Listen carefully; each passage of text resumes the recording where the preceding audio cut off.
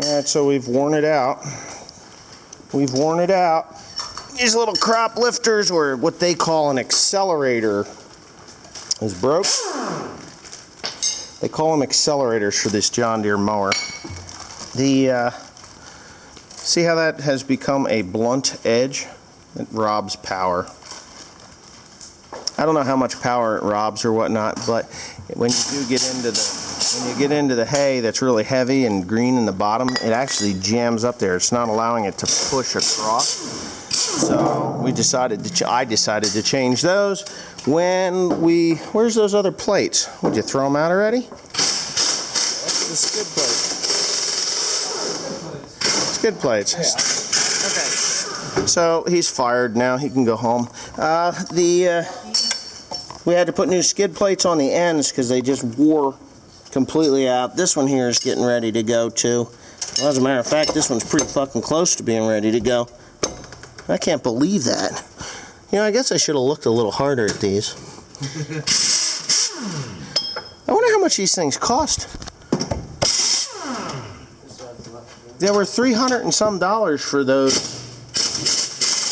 Yeah, they were over $300 for these. They weren't cheap. So anyway, I guess I'm going to have to buy these now because they're wearing out. Anyway, so that's what you got to do when you're working. Is that one shot too on the second one? No. Yeah. Huh? Can I have the blade? No. Please? No.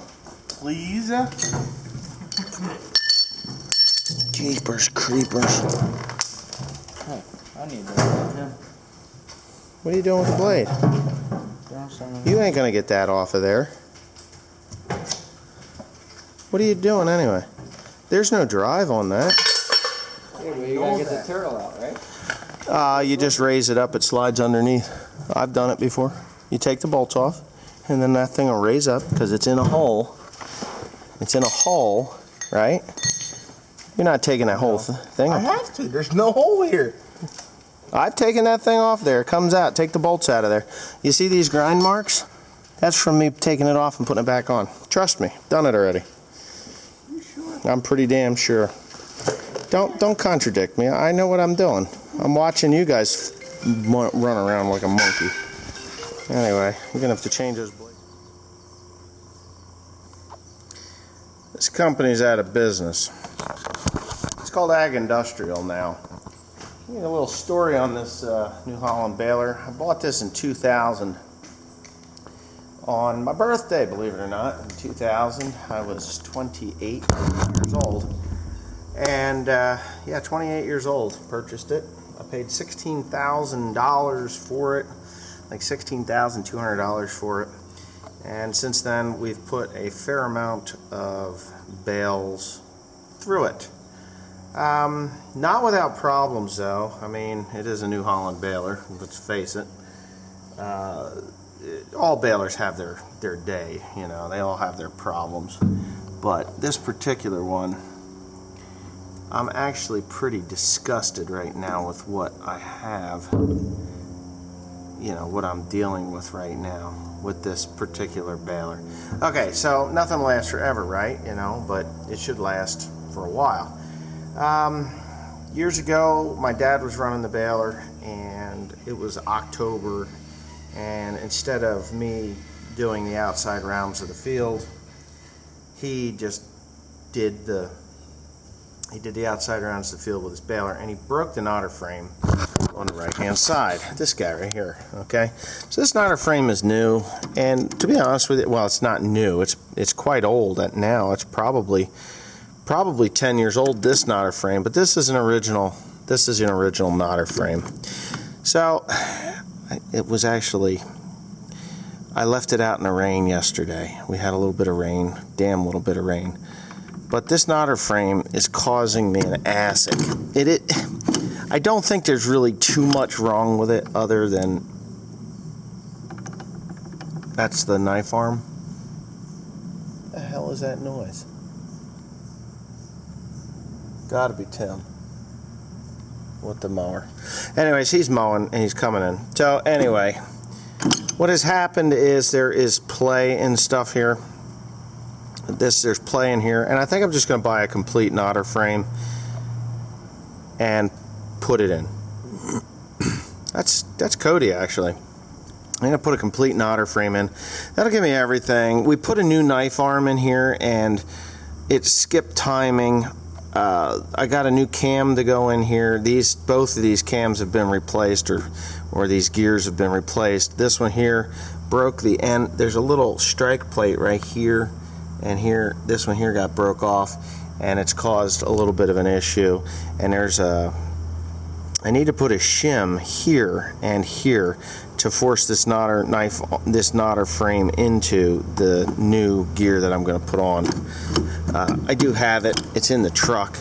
So I really hate idiot blocks, you know, or idiot bricks, or whatever you want to call them. I'm really down on them. But there is a place for them. You know, it's necessary evil. You know?